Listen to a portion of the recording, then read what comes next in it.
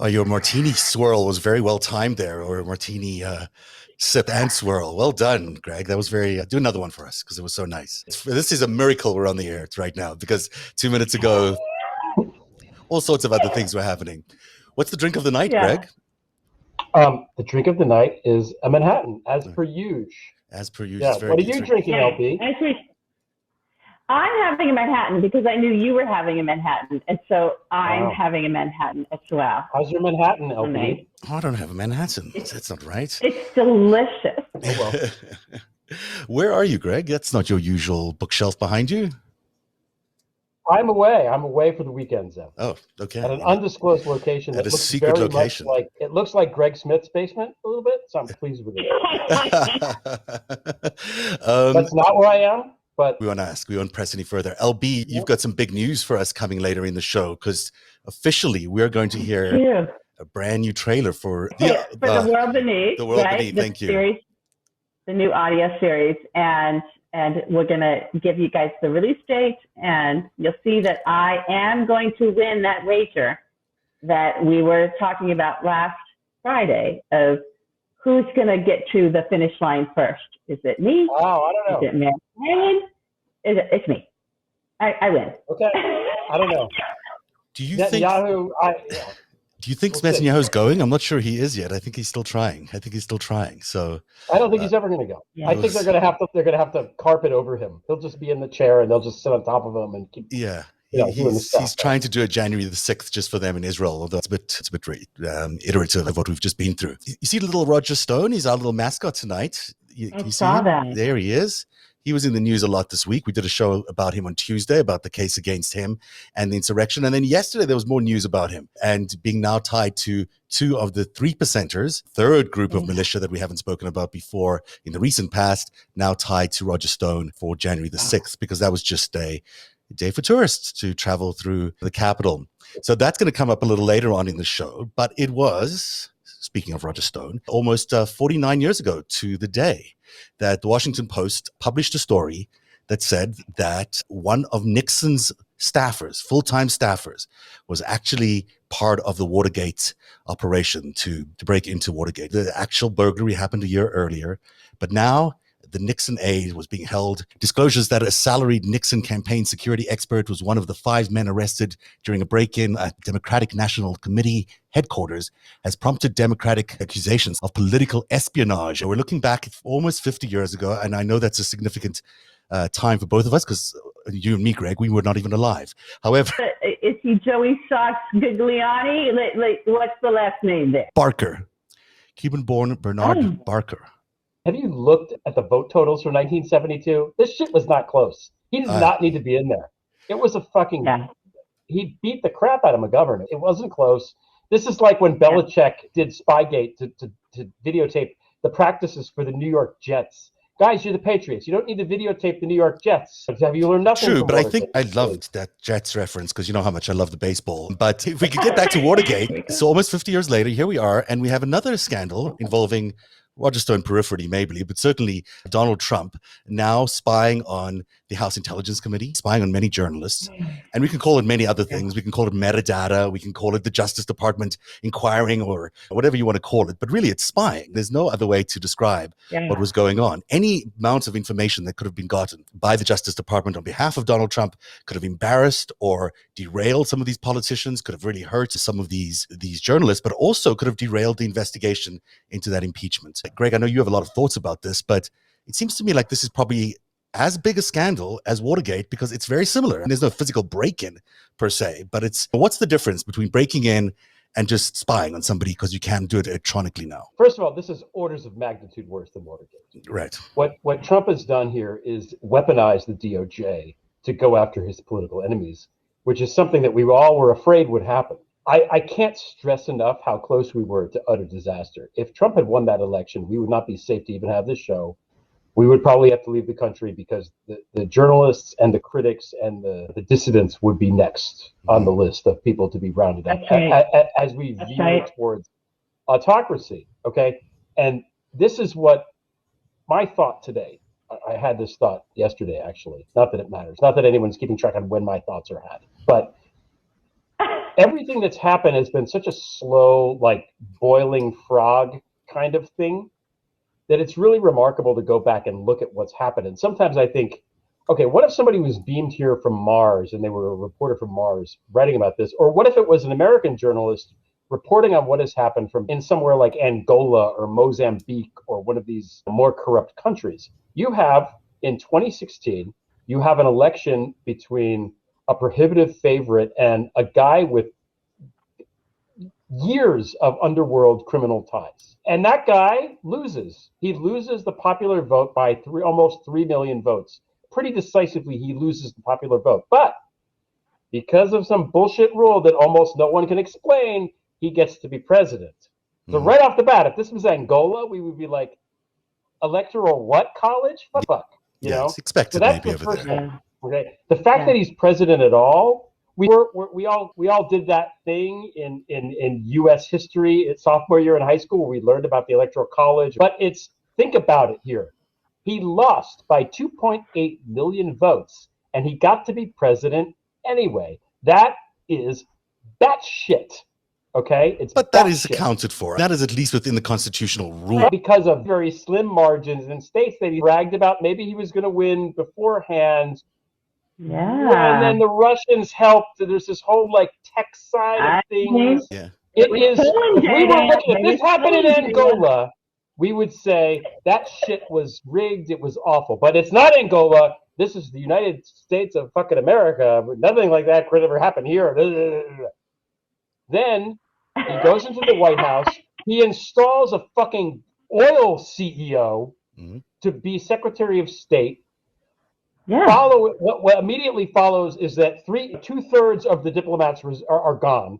So all that institutional memory, all that experience, State Department, the entire State Department, gone. Yeah. Okay, the State Department is fucking gutted. He puts Rick Grinnell, about as corrupt, a loser, unqualified schmuckbag, tool of some Moldovan oligarch. Then he gets this Mnuchin guy with his weird girlfriend. There's photos of them parading around Fort Knox, holding up $100 bill sheets like he's a villain in a bad Batman movie that he himself might have produced. In the Department of Justice, racist Nazi elf Jeff Sessions, followed by Whitaker, that toilet salesman for people who supposedly are well hung but aren't, right? Goddamn motherfucking Bill Barr, one of the most corrupt people that has ever drawn breath. Yeah. If this happened in any other country, if this happened in Mongolia, or if this happened in Russia even, we would be like, this is insane, guys. This is nuts. But this happened here. And now everything that comes out, we see more and more evidence. Hey, the mobbed up president who stole the election, whether the laws, people are going to fact check me here. The Electoral College is, dates back to that. Yeah, we know what the fucking Electoral College is. We know why it exists, okay? It really exists so that to prevent people from voting. It was the original voter suppression law. Yeah. The Electoral College existed because if, God forbid, the people voted for someone that the elite in this country didn't like, the elite people could get together and be like, no. It was a check and balance. It was a check and balance. I mean, that was a way of doing it. No, it was not a check and balance. It was a gatekeeper thing. Yeah, it was a gatekeeper. Let's say they weren't quite ready for the full Monty. They were just going like, okay. Not a check and balance. Check and balance is a totally different thing. This is a gatekeeper thing. This is like saying, oh, wow, you won. Remember when the mafia was in charge of who won the McDonald's lottery? This is, someone who's not a mafioso won the McDonald's lottery?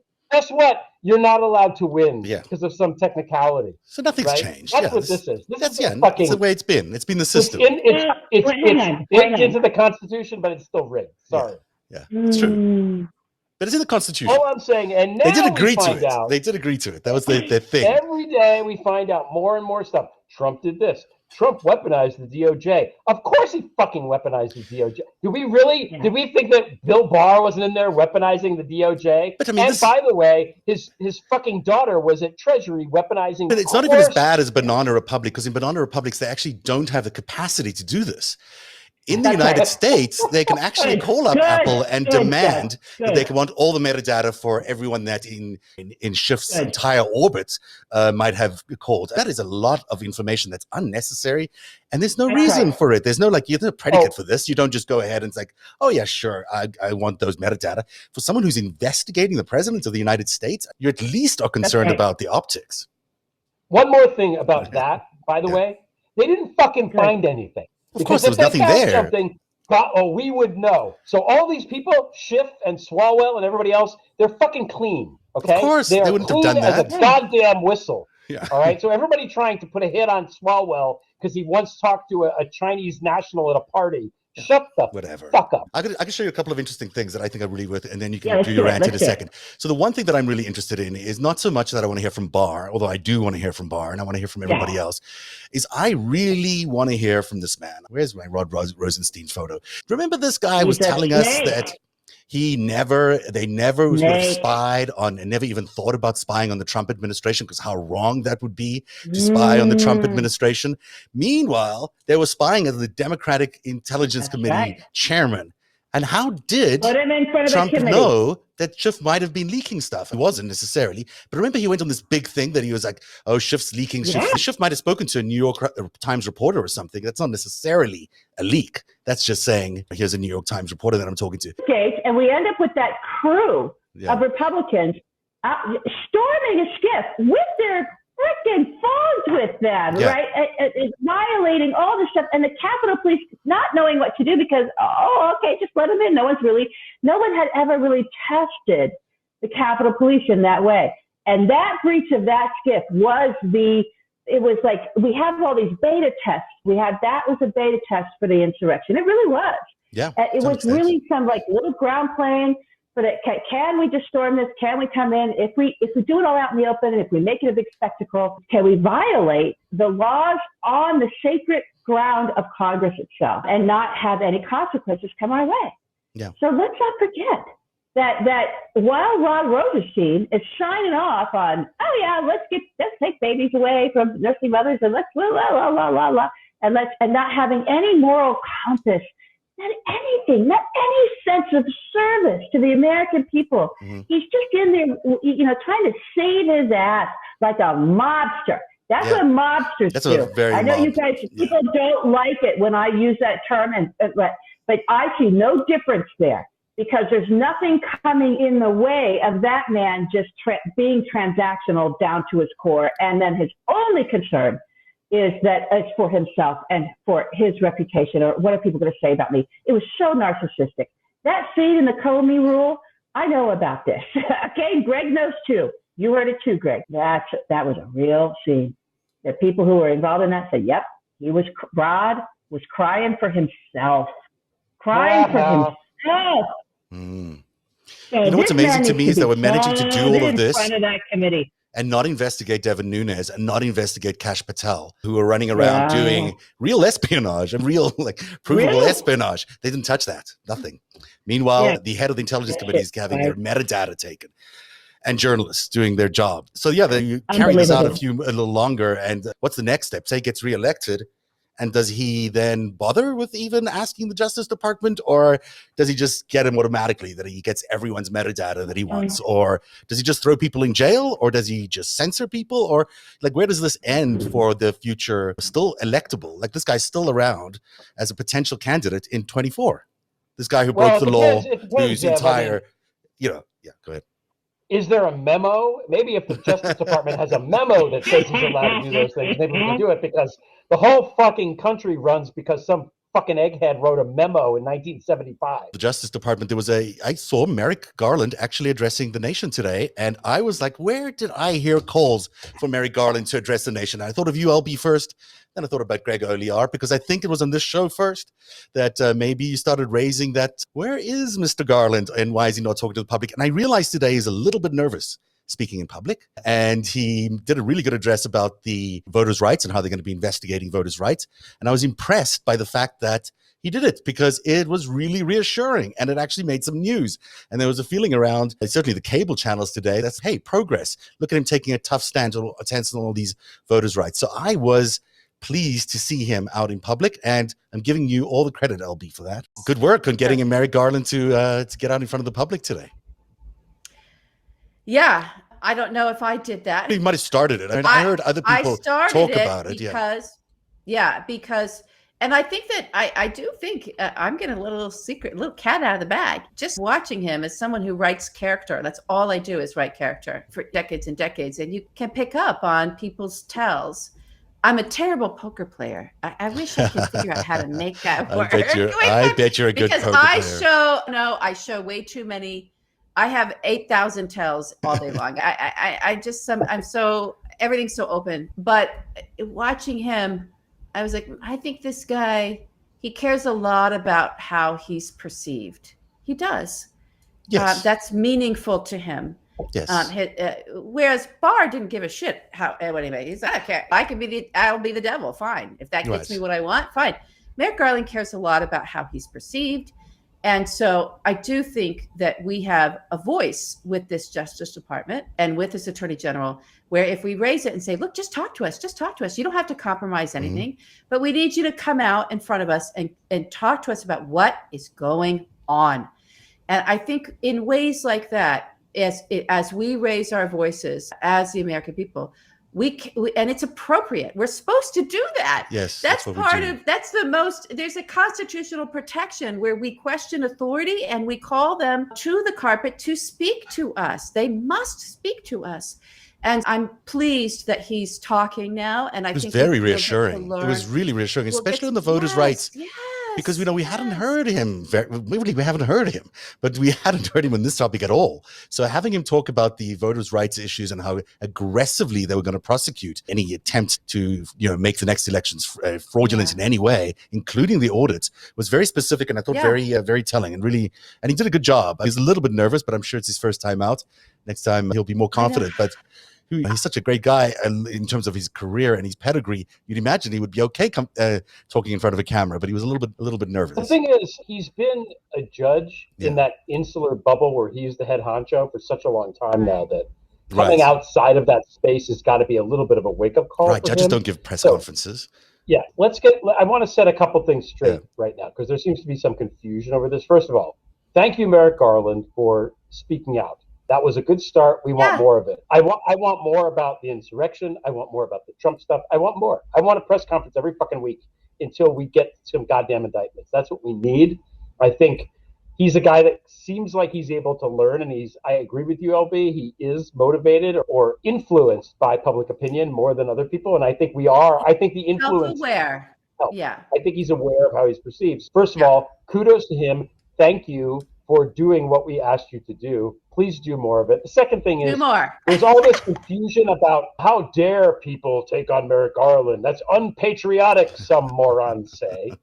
No, it's not unpatriotic. In fact, it is the highest patriotism because we're doing what's required of us as citizens in the goddamn fucking Constitution. So anybody that says that any criticism of a government official is unpatriotic is a fucking moron. I just want to get that on the ground. Especially at times like this. It's not only that. We really need to be. These are the times. Anybody pumping that into the discourse, let me be very clear here. Anyone pumping that into the discourse at this point in our history, it's not really the history, it's the present moment, but in what we're facing, anyone saying, how dare you question her? You just don't understand the way things work. Anybody doing that, everyone should have 8,000 red flags coming up the back of the hairs of your neck. That is what fascists do. That is, and people can think that they can think that they're wrapped in an American flag and somehow they understand it all because they have their Pacer account. No, you don't. Right. Stop attacking fellow citizens and aim your fire at the people that we must have hold others in power accountable. And right now, the institution charged more than any other because of the corruption you were just talking about, Zev, because of Bill Barr, because of Rod Rosenstein, because of what happened under the evil Keebler, right?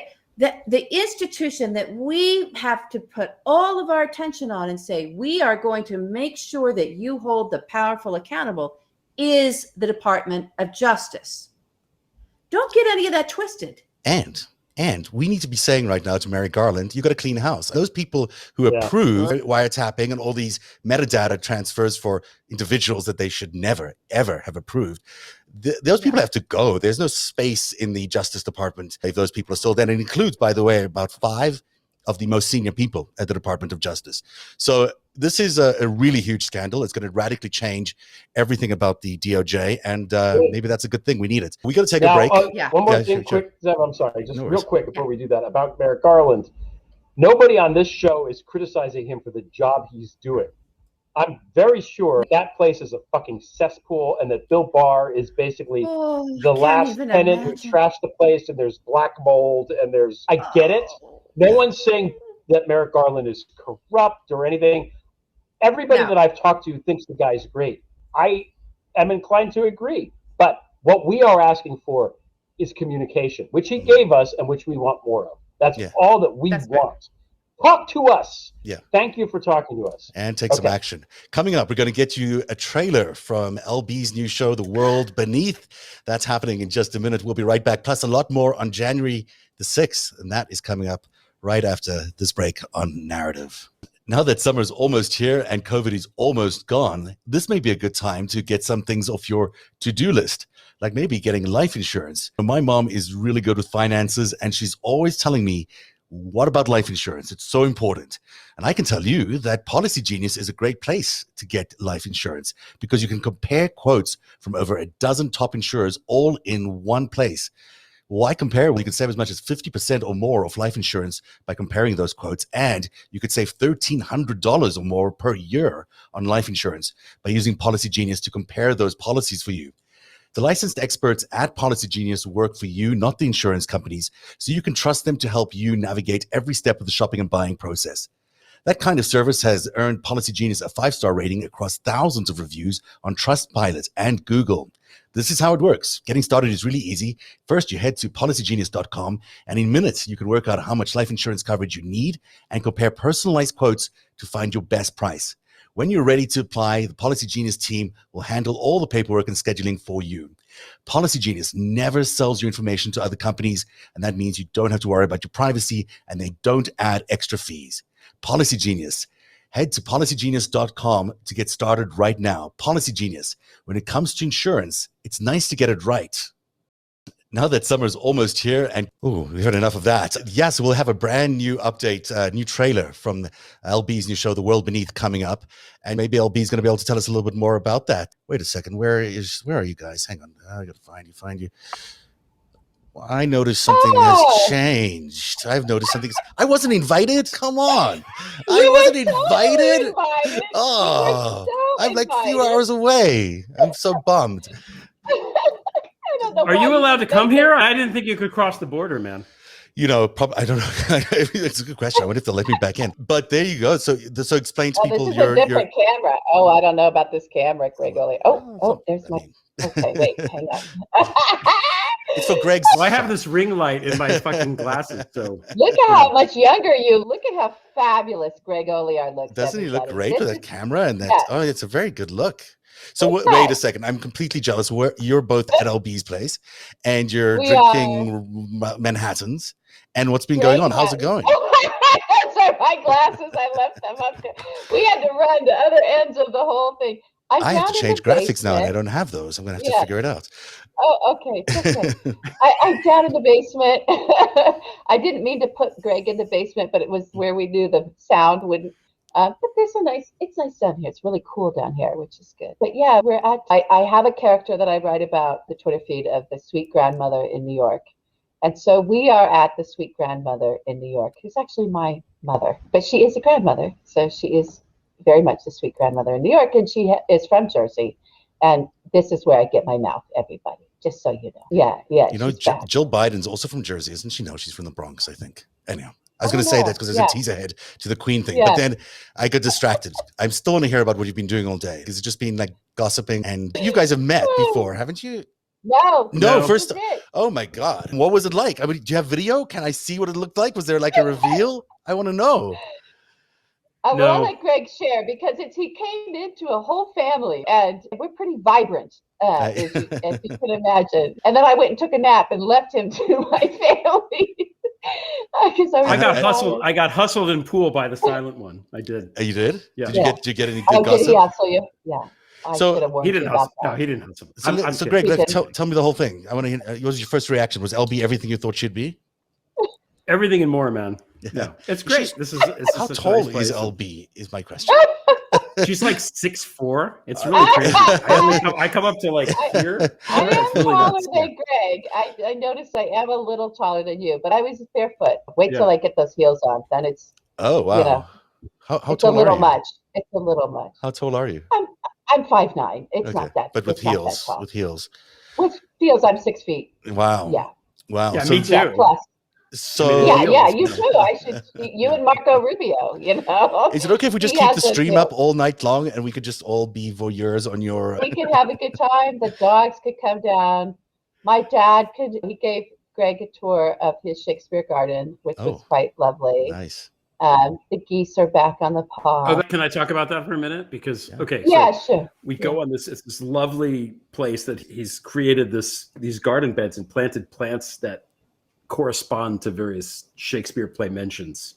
And there's 3 of them. And I was like, so 3 like tragedy, comedy, history. And I was like joking. And he's like, LB's like, yeah, that's exactly what that's it. Yeah. So depending on your mood, you can go to different parts, different gardens. You can go and hang out at the tragedy garden if you're feeling a little down. Or it's just what he's developing is quite.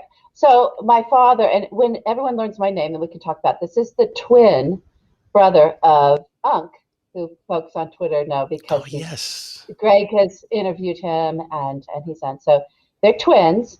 My dad is, and Unc he's a spy. He's an NSA guy. We put him in that big category, but he had quite the career at the agency for years.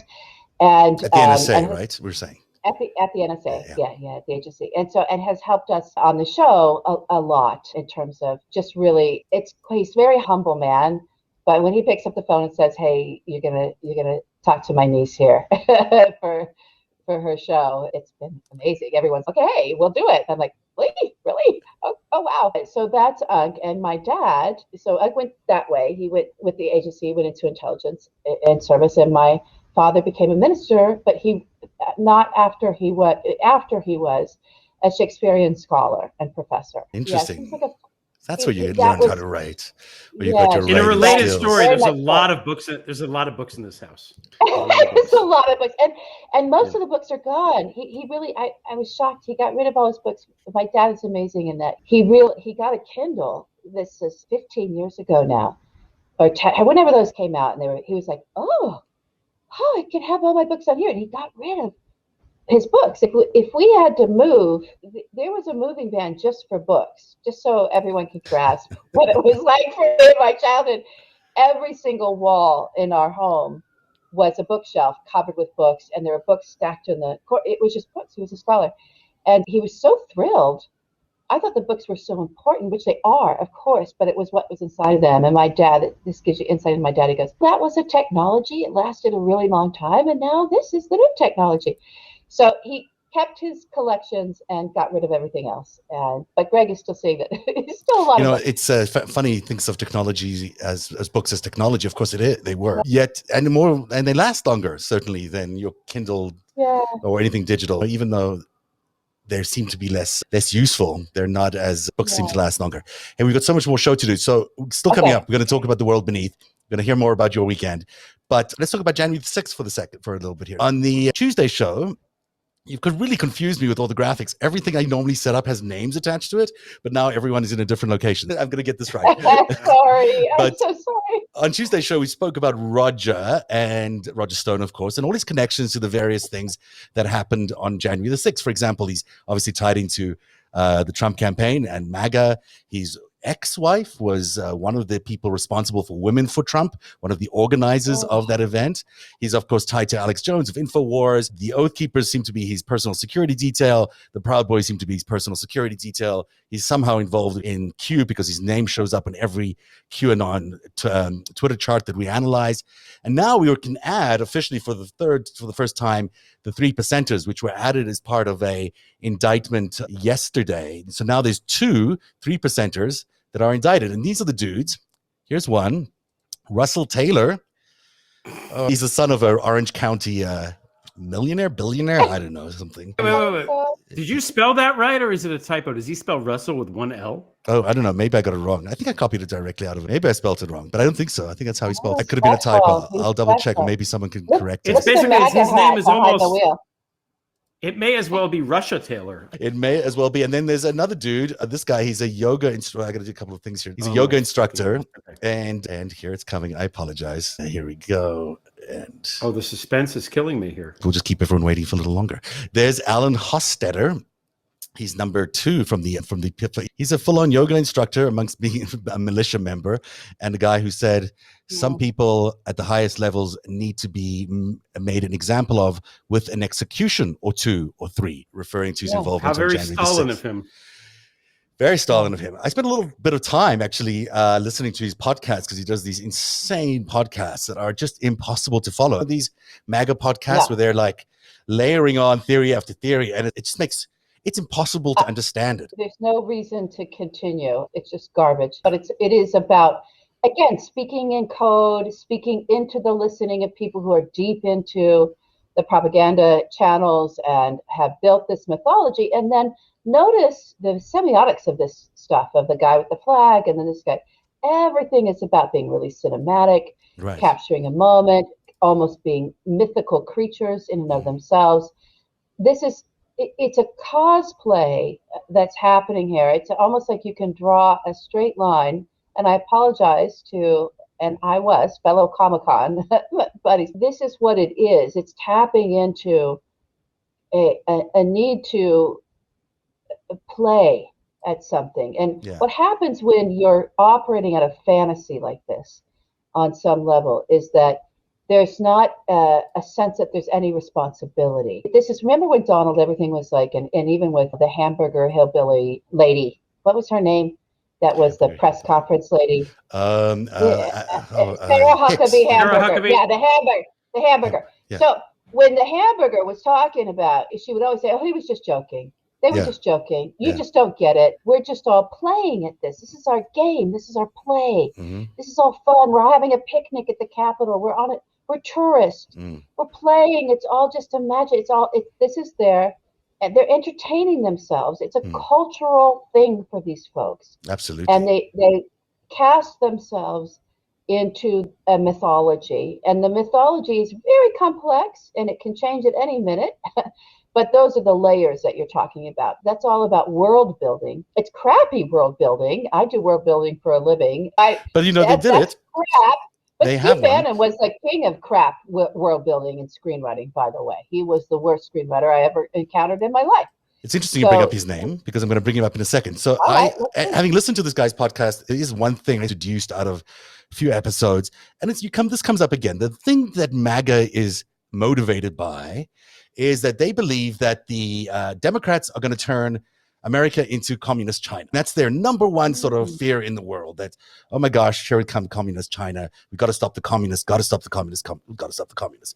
Which is interesting because, in fact, when you look at the people surrounding the Trump campaign, they all have pretty close ties to China. It's very easy to find quite a few people related to China, like all these people related to China. Steve Bannon, to Adelson, to the Kushners, and his daughter Ivanka, and Murdoch, and his ex-wife, Chinese spy Wendy Dang, and the Proud Boys who got money from China. It's like they're projecting. It's very strange. It is kind of interesting, right? What they're doing onto the guys that they are their opponents. It's weird. Very, very well done. Well done. Very smart. You get good points today because you're obviously surrounded by smart people tonight. It's an important point because the thing that they fear the most is actually the thing that funds them. And Democrats, on the other hand, believe that they're worried that the MAGA crowd is going to turn America into Russian dictatorship or Russian style dictatorship. Now, it's interesting because guess what? These two people happen to be allied to each other.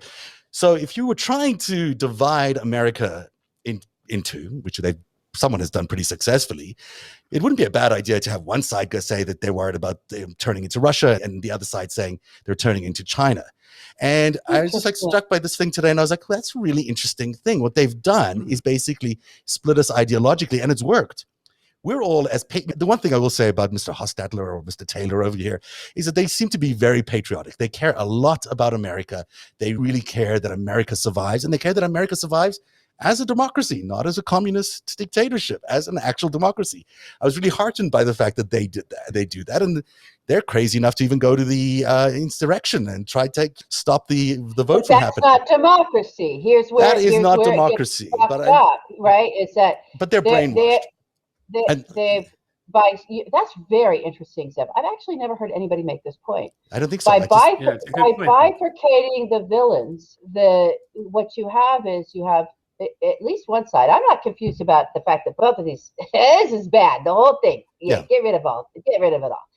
But by bifurcating it in terms of what the sort of fear of China, a legitimate fear, right, for the MAGA crowd, but making that the boogeyman and the big villain, they're adopting a pro-Putin stance in doing that because Donald is in there. And he released a statement today. Yeah. Their orange god, Lord, King, mythic, and beast thing. Donald, he released a statement today, again, about tripling down, backing Putin's finding over our own U.S. intelligence agencies. So at least for one side, the weaponization, this bifurcation, it is anti-American. It is anti-democratic.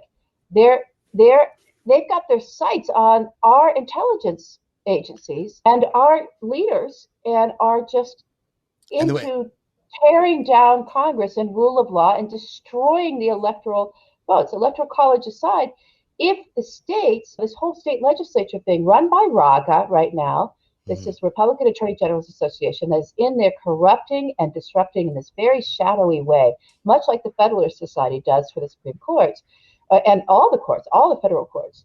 You have this Raga, right, which is so interesting, so close to MAGA, in there helping to craft the new legislation and all of the acts on a state level to allow states to just throw out the votes that come in, using the electors to do it. If we don't like what the vote count is, our elector is going to go ahead and say, we just decide. We'll just decide. We don't like those votes, forget it. There's got to be some sort of probable cause, but it doesn't have to be like completely buttoned down like it was before. So just to put a button on this, for them, a divided America is actually a real boost for China and Russia. The more divided we can be, the stronger China and Russia become globally. And all they have to do is keep fomenting this division, which they can do through Fox News or OAN or Newsmax or whatever they decide to use, the Epoch Times or the Mooney's Church or whatever today's weird organization that's helping this division go on.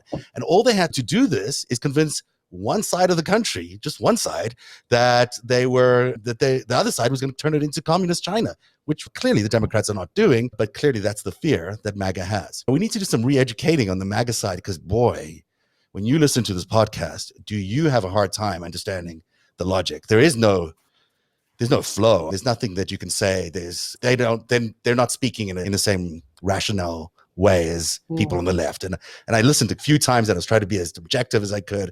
And it's like, there's no factual basis to what they're thinking, but that's good. That means there's a real opportunity to reach out to them and show them the facts and show them the reality of what's going on. And it actually speaks a little bit to the whole idea of we can succeed through unifying a little bit. If we can figure out how to get rid of this division, we'll win this. Let's just say one thing here. Yeah. We don't like Russia and we don't like China. Yes, it's a good convenience. We can can be against both. And what we want is democracy. Okay. And neither of those countries have that. They are both dictatorships. I think the reason they get it wrong is the idea of communism. I think people just have a weird idea of what that means. I think that the Republicans think it means something that it doesn't really mean. Yeah. Democrats think it means something. Communism in theory, the absolute theory of communism is that we should share everything we have, which is a very nice idea, except that human beings are incapable of doing that. So it's never been that. It's always been, we're going to do that eventually. And in the meantime, me and my cronies are going to be in charge of everything. Right. And collectivize everything and nationalize everything and seize. It's a problem because it's a state thing. It's not from the people up. Yeah. As much as they want to, folks that are that way wanted to frame it that way. It's that the state is going to determine what all of that is, and that's where it's just corruption. It's just corruption. But Russia and under China have a another. very similar system. Yeah, Nobody's it is calling bad. for that. There's no Nobody real wants communism a in either communist place. takeover Bad. of anything.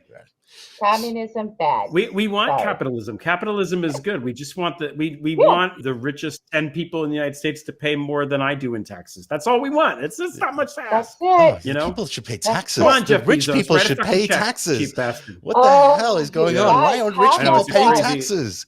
I can't believe that. It blew my mind this week. It's I like, can't believe they got the amazing. information. yeah, that's pretty. The amazing thing is that they got the information. Yeah. Okay? Yeah. The amazing thing isn't that the rich people don't pay taxes. We know this. And they're going to launch an sycophant investigation in into the- these journalists. Bad idea. Really bad idea. Yeah, They've some launched one already. sycophant. It's not right to go after these journalists for that leak. It's the journalists have an obligation to publish this shit. Some sycophant in the Washington Post wrote an op-ed about how, well, actually, we don't want to tax them because, blah, blah, blah, blah. There's no It's reason not to capital tax gains. them. They have so much money. Raise the marginal tax rate. Raise the fucking marginal rate. It used to be 95% or something for all of World War II in the 50s. During the 50s, which was the greatest economic boom in the history of this country, the top marginal tax rate for the richest, like 1% of people was 90%, was over 90%. For the Rockefellers, And what do you know? It coincides with a period of a burgeoning middle class. It's not a fucking accident. This isn't rocket science. No. Do what worked Yeah. before. It's interesting as well that people have been misthinking about the For the People Act as something that was just exclusively about voter suppression and race rights, but it's not. Clearly, the For the People Act was designed to be a anti-dirty money in politics. It was the Anti-Citizens United Act. 2 years ago, everyone was in total favor of it, including this guy. Joe Manchin sponsored the For the People's Act that he now opposes 2 years ago. So what happened to Joe Manchin in the last couple of years that changed his mind? Let's think about who it impacts. It's a very good act. And as we go, it's worthwhile just spending a minute here, if you don't mind. I can just go through some of the key points around the dirty money. Let me just pull it up for you in a way that you can also read it. The one thing it does is it celebrates the idea of small donations of under $200, so the public actually having a great say in who gets funded. And then it does more than that. For every dollar that you donate or the public donates, the government kicks in 6 times that into the campaigns of the politicians, which is incredible. And it doesn't come from your tax dollars. It actually comes from a fine leveled against banks for all their civil, wrongness and all their money laundering or whatever. So that doesn't cost us any money. It's the bank's money that lands up going to fund all the budgets for these campaigns. Great idea. Like, no reason why you wouldn't support that. Then there's the Disclose Act that's part of For the People. That actually forces PACs and dark money organizations to publicly disclose their donors. Amazing idea. We want to know who funds these PACs so we don't get Mercers, we don't get the Federal Society, we don't get all these crazy people without knowing who funds them.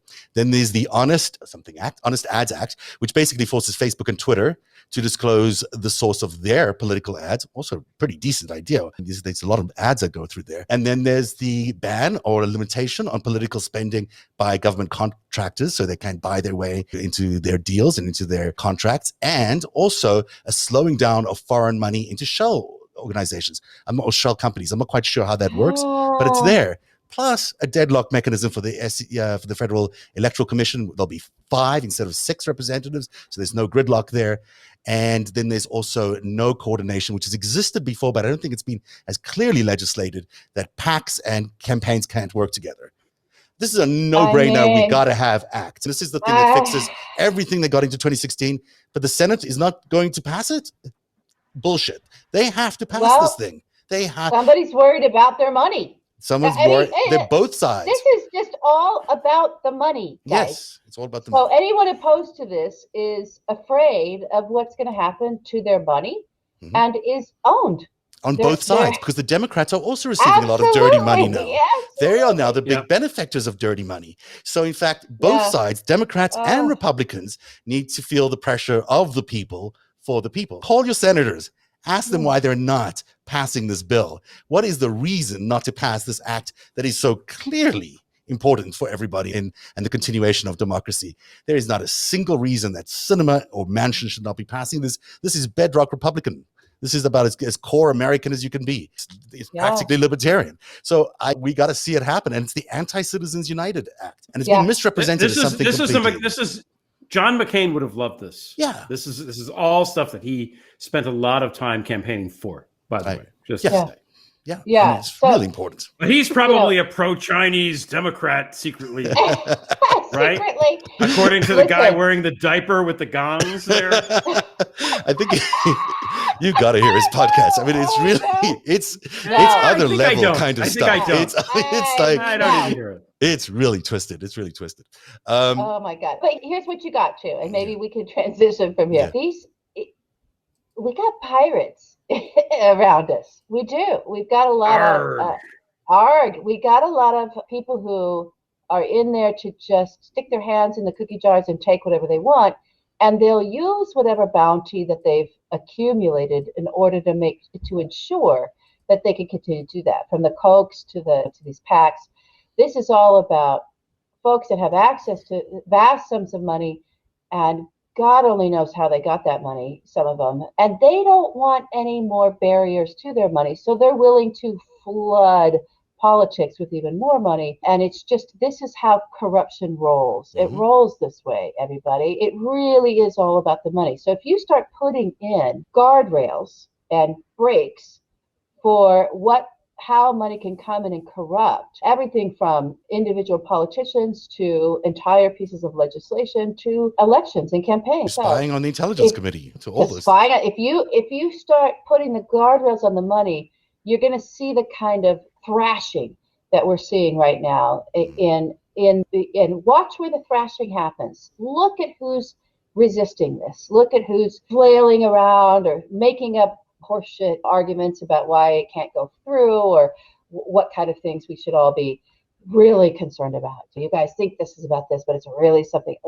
Look for that kind of flailing around, and you're going to find that those people they're in there for the overlords, for the pirates. Anytime someone we don't want to be run by pirates. Yeah, we don't. We don't. And we don't want the damsel in distress that apparently Joe Manchin is, right?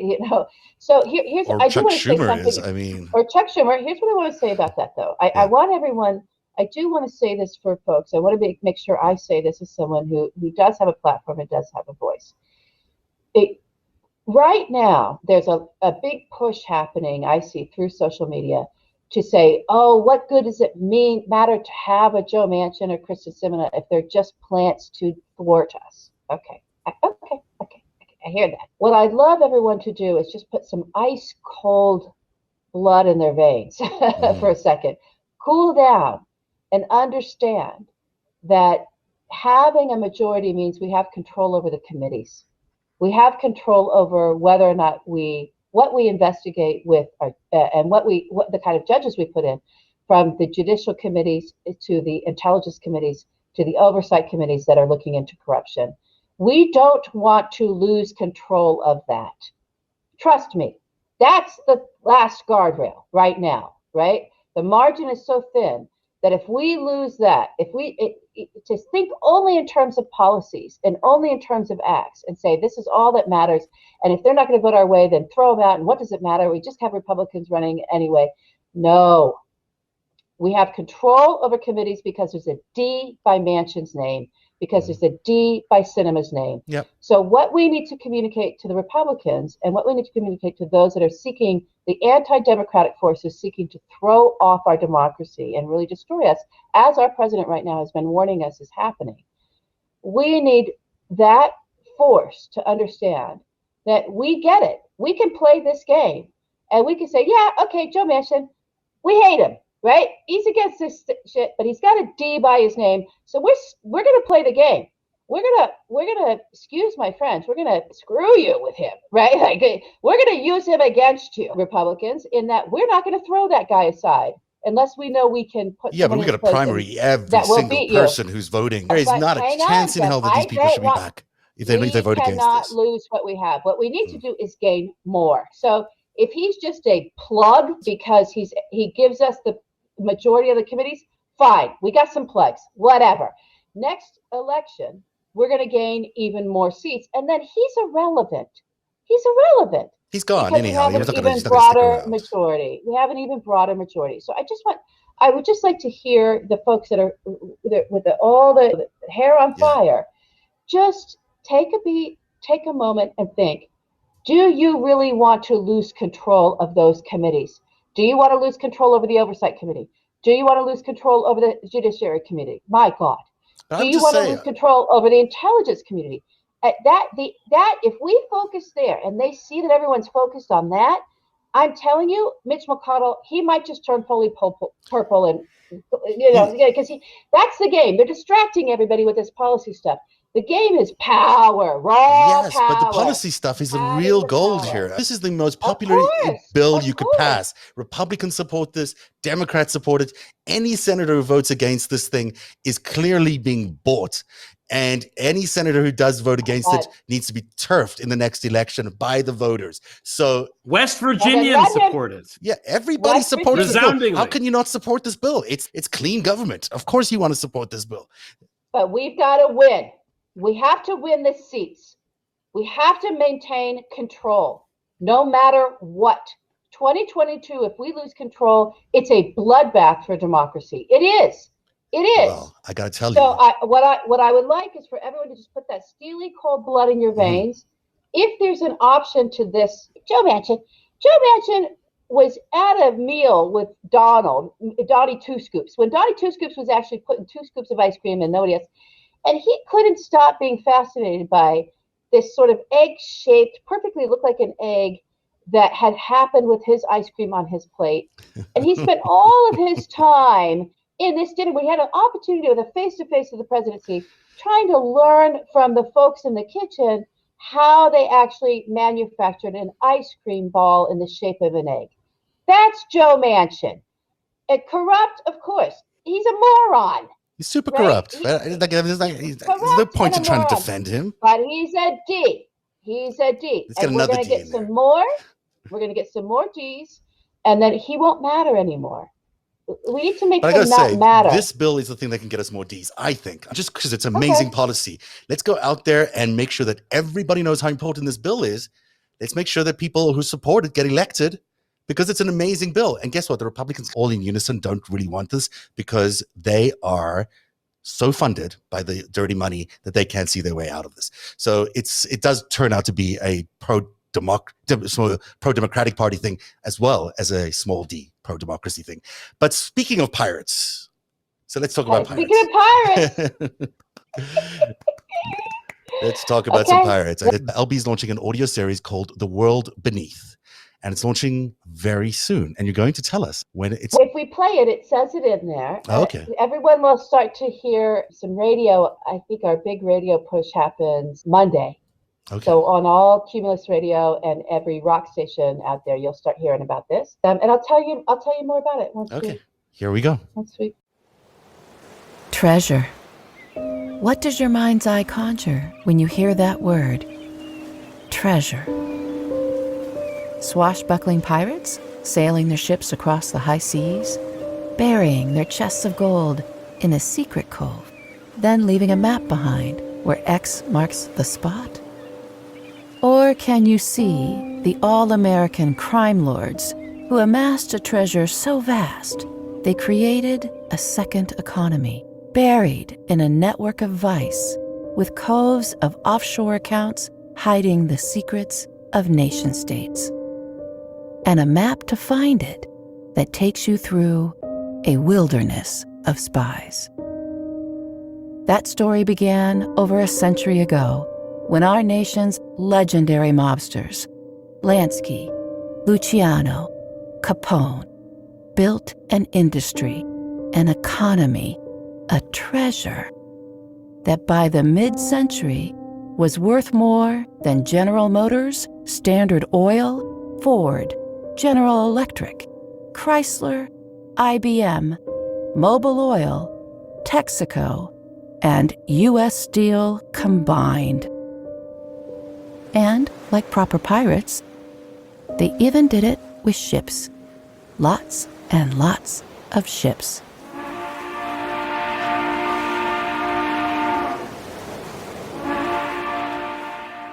The new podcast series, The World Beneath, is an audio landscape that tells the 100-year history behind that treasure. In Season 1, we bring you 20 epic episodes that chart a course back in time to capture the characters and moments that echo through our world today. And you'll be able to binge the entire season at once, all 20 episodes, ad-free on Apple's new podcast subscriptions. From Imperative Entertainment, this is The World Beneath, the story of mobsters and spies. Setting sail on June 28, 2021. Listen on Apple Podcasts or wherever you get your shows. Wow. Treasure. That's really good. Oh, here you go again. What does your mind's eye conjure? That's really good. I'm into that. That's a very good sound. Yes. And I love the audio landscape. It's really nice to listen to. It's really gorgeous sound. And your voice is amazing in it. Thank you, Sam. I'm thinking it's a little bit Wisteria Lane-ish at the beginning there. Is that, were you inspired perhaps by Wisteria Lane? No. Oh, okay. It's got that kind of just a little bit of, remember that from Desperate Housewives? They had that opening with the piano. It reminded me a little bit of that. Oh, good. Okay. I'll take it. Yeah. Yeah. Meant well. No, I really tried to return to more of an oral tradition of storytelling. I think folks that follow me maybe on here knew that I was doing these fireside chats for a long time. And I was trying to really see, okay, how do I tell a story to an audience that's not a screenplay and it's also not a novel? It's a narration with facts and history and bringing this sort of characters alive so I could bring a world alive through just talking.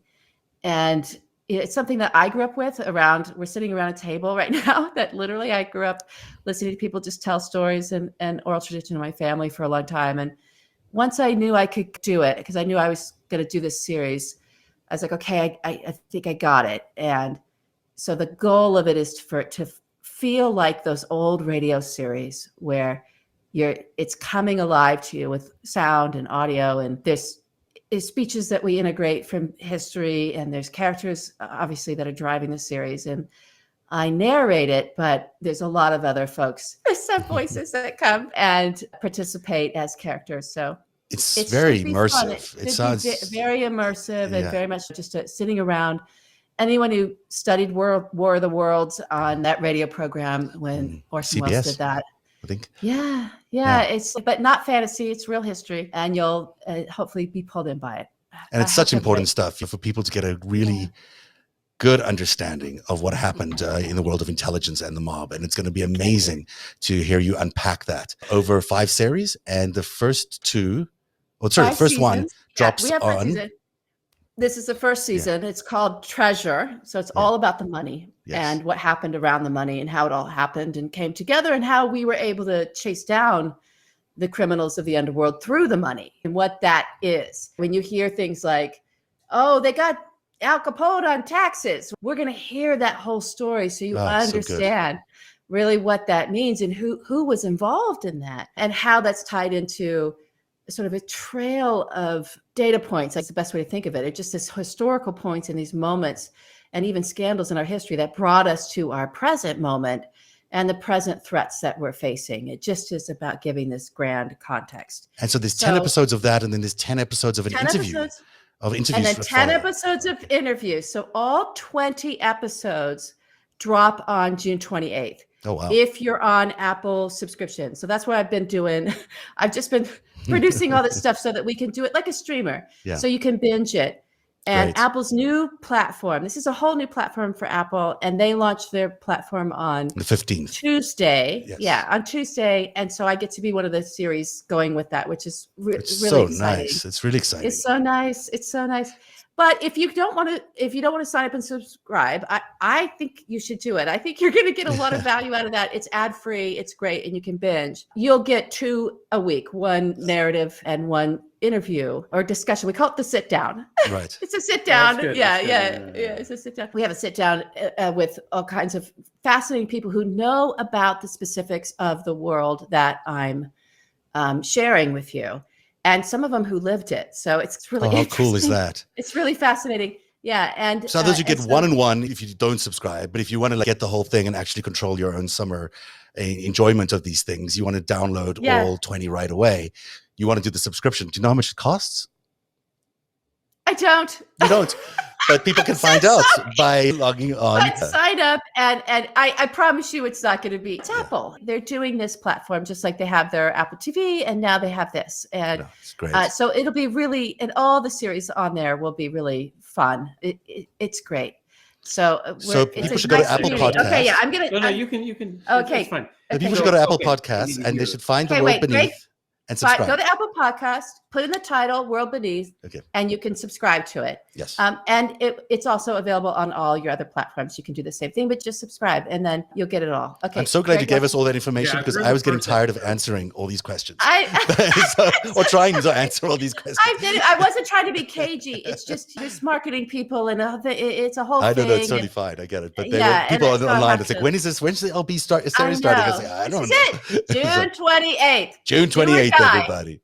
I'm gonna go to the spa for about 3 days after June 28th. Finally deserve to have your spa day. Oh my God! June 28th was the day that the Archduke was assassinated in Sarajevo. I've heard the first episode and it's fucking so good. It's really good, and it's mobsters and spies. And one of the characters that I think a lot of the story is about is somebody that I had not heard of, who it turns out is super important in the history of all this stuff. So what LB has done here is layered, like as in Photoshop, layered the mobsters and the spies on top of each other and created it in this format that I think, hasn't been done before, at least that I'm aware of. And it really brings the story to the forefront in a super interesting way. And I've only heard the first. I can't fucking wait to hear this thing. I'm really excited. So what is the first episode about? I'm going to have to pay for this fucking Apple thing to hear this damn thing on binge here. You are going to have to pay for it. And everyone should know, and not because I was intentionally looking for it, but we do have heroes each season. And 2 of our biggest heroes, one especially, and then one sort of a subplot hero in season 1 are women. Yeah. I think I know which one. I know one of them is. So I'm writing them back in. That's really? Oh, that's really interesting. You're going to bring them back in. That's amazing. And I'm also wondering what's going to happen later on tonight at where are we here? Hang on a second. Down here. I want to know who's going to win in this, in the basement over here. There's going to be a legendary pool game or whatever it is you're playing tonight. I'm not there, but I'm sure it'll be fun. You're supposed to be here. I don't know where you are. Yeah, you're stuck. Well, keep the camera up so I can at least see who wins. Who's the better pool player? Oh, me. No, of course you are. Good luck, Greg. My house. That's my pool table. Okay. All right. I've got to figure something out here just to quickly get back on. There you go. That's it for the show tonight. And we'll be back on Tuesday. Tuesday's really interesting. I've got all the money behind January the 6th. I've tracked it all down. We're going to unpack it for everybody. We haven't spoken about Prevail's podcast today, but it was amazing. It was really good. People have to check it out. It's about Maria Butina. I was blown away. I listened to that for like a good hour today. I think it might have been longer than I wanted to listen to the actual series because it was so good, Greg. So people should check out your podcast, Prevail, and learn about Maria Butina's new podcast. And that's it from us. So thanks very much for joining us on Narrative Live this Friday after show. You can always check us out or donate at patreon.com/narrative. I'm so terrible at doing these things. Or subscribe on YouTube or on Apple Podcasts or other podcasts, whichever podcast service you like. And you guys have a lot of fun tonight. I hope you have a blast. And I am horribly jealous that I'm not there, but I know you guys are going to have a great time. Okay. Have a good night, everybody. Thanks, everybody. Thanks, everyone. Narrative is funded by viewers like you. Support our independent journalism at patreon.com/narrative.